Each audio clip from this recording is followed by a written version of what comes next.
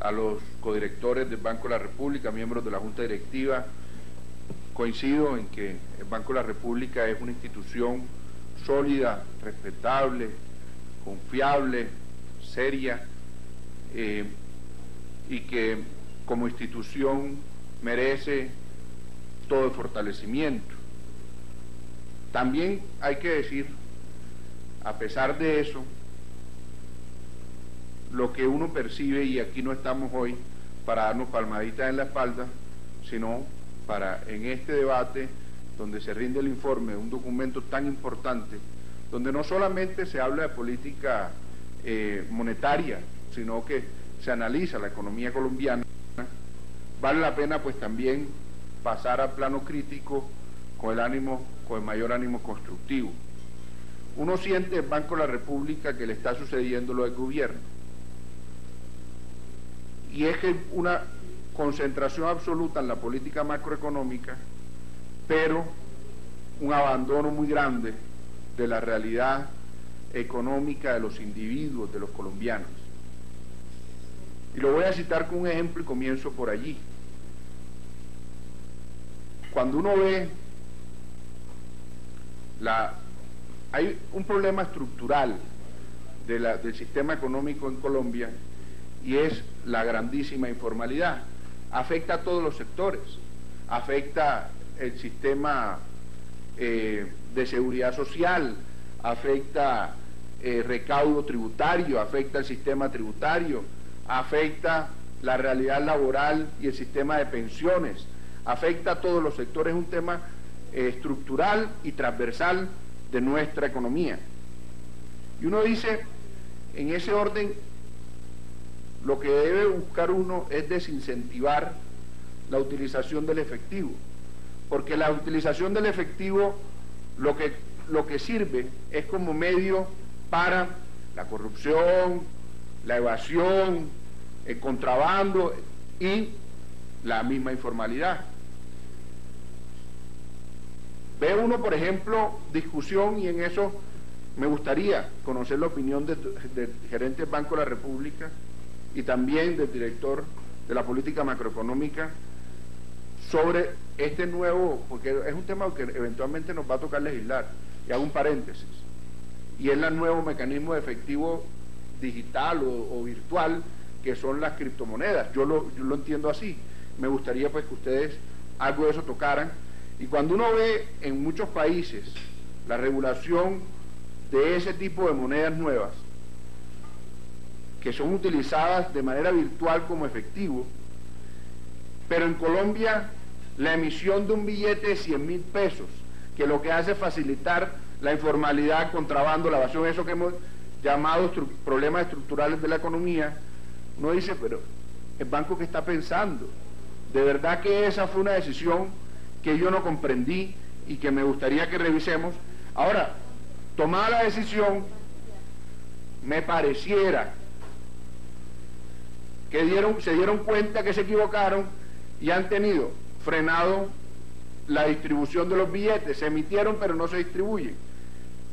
Eso pues es un costo para la nación, porque emitir el billete le cuesta al banco, y no utilizarlo, pero me parece que es menos grave a darle esa herramienta a la corrupción y a la delincuencia, al contrabando, etcétera, con un billete de 100.000 pesos. Aún uno va a utilizar en Colombia el billete de 50.000, y es un billete grande. El billete de 50.000 en el manejo diario del efectivo de un ciudadano común y corriente es un billete grande. Entonces, pues, nunca entendí en qué favorecía a la economía la emisión del billete de 100.000 pesos. Es inevitable hablar aquí exclusivamente de la política monetaria y no hablar de la economía. Ya lo han señalado quienes me han antecedido en el uso de la palabra, pero yo sí quiero decir que en muchos casos he visto intervenciones o declaraciones de miembros del Banco de la República a quienes les abono su carácter técnico, serio e imparcial, pero he oído decisiones o declaraciones en respaldo al aumento del IVA que tanto le ha golpeado el bolsillo de los colombianos y que no comprendo, porque yo creo que el efecto del aumento del IVA sobre la economía colombiana ha sido grave.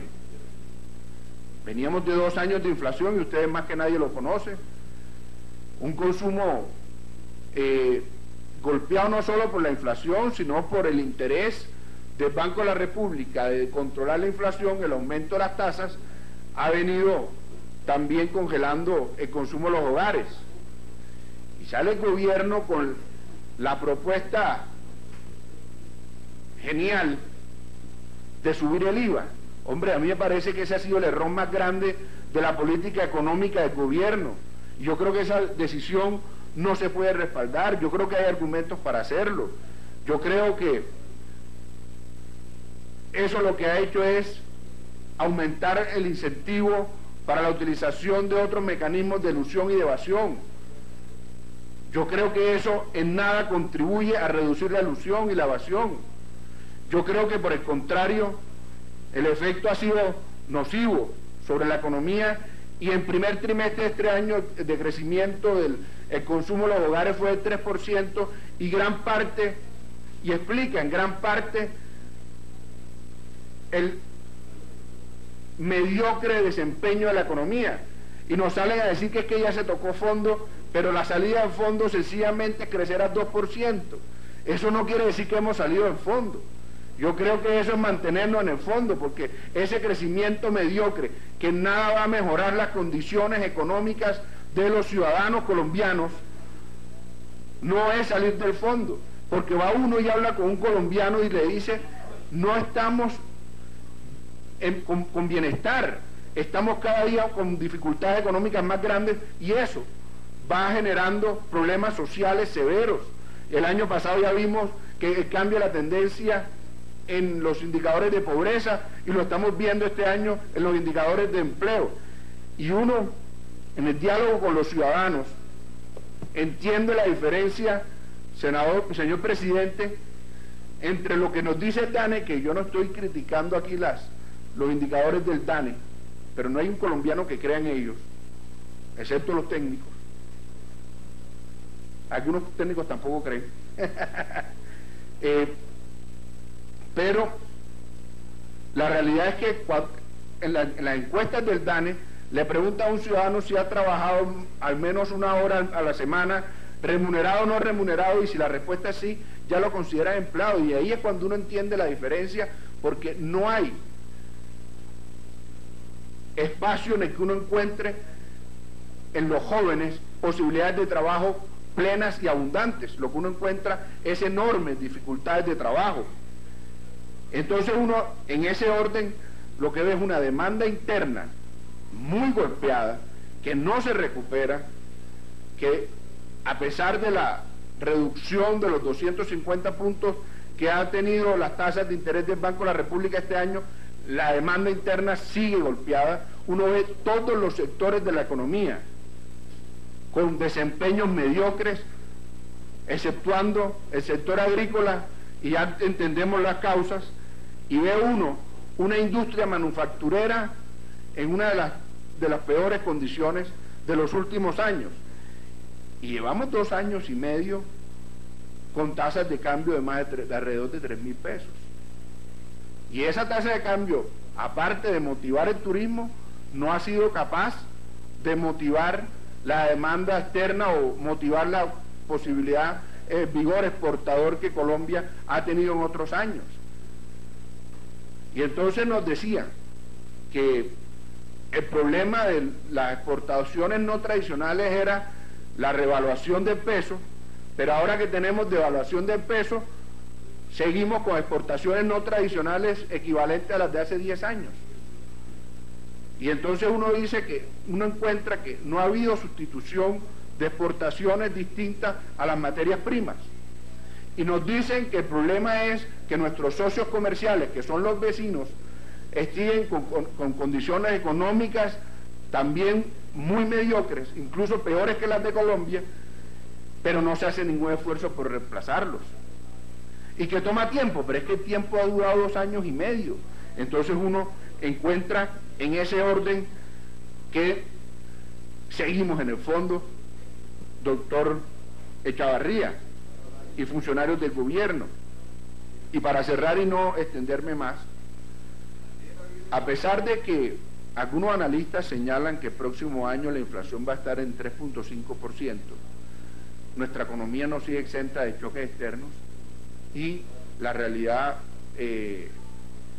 climática cada día es más incierta.